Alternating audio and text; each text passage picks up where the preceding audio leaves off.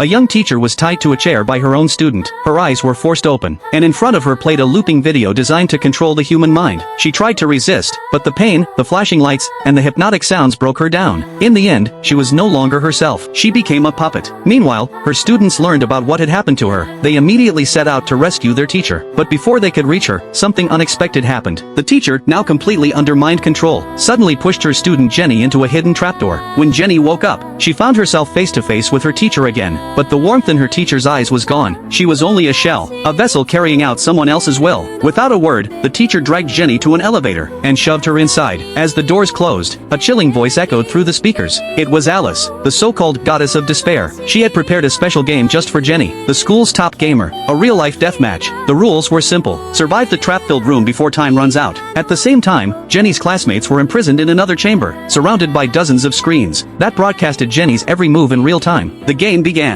Jenny ran, dodged, and crawled through countless traps. A sharp spike grazed her ankle. She screamed but kept moving. Then, out of nowhere, a massive boulder crashed toward her from behind. She sprinted with all her strength, but in her panic, she missed a laser trap ahead. A storm of metal beads sliced across her face, cutting into her eyes. Still, she didn't stop. With blurred vision, she stumbled around a corner just in time to avoid the rolling boulder. Watching her struggle, Alice smirked and offered her one last chance. If Jenny could reach the exit in 10 seconds, Alice would set her and her classmates free. Jenny, bleeding and exhausted, refused to give up. She was the class president, their hope, their leader, their light. She pushed through the pain, counting every second as her legs gave out beneath her. And then, she saw it. The door, the exit, the light. She threw it open. Her classmates were there, smiling, cheering, crying. Her teacher stood among them, free at last. But the next second, everything shattered. It wasn't real. It was an illusion. And Jenny's body collapsed onto the cold steel floor, crushed by the final trap. Her classmates screamed as the monitors went black. They had lost the one person who kept their hope alive. But what they didn't know was that Jenny wasn't truly dead. Alice had spared her on purpose. Jenny's mind was fading, but her consciousness remained. And standing before her was Jack. Jenny recognized him instantly. Her friend, her love. But Jack didn't remember her. His memories were gone. Jenny called out his name again and again, begging him to remember. But Jack just stared, empty and silent. In her final moments, Jenny reached out one last time, and as her hand fell limp, Alice smiled from the shadows. With Jenny's death, her plan was complete. One life, one sacrifice. That's all it took for Alice to turn every remaining student into her loyal puppet. Each of them had a special talent, and together, they would destroy the world. So tell me, do you think Jack can still stop Alice before despair consumes them all?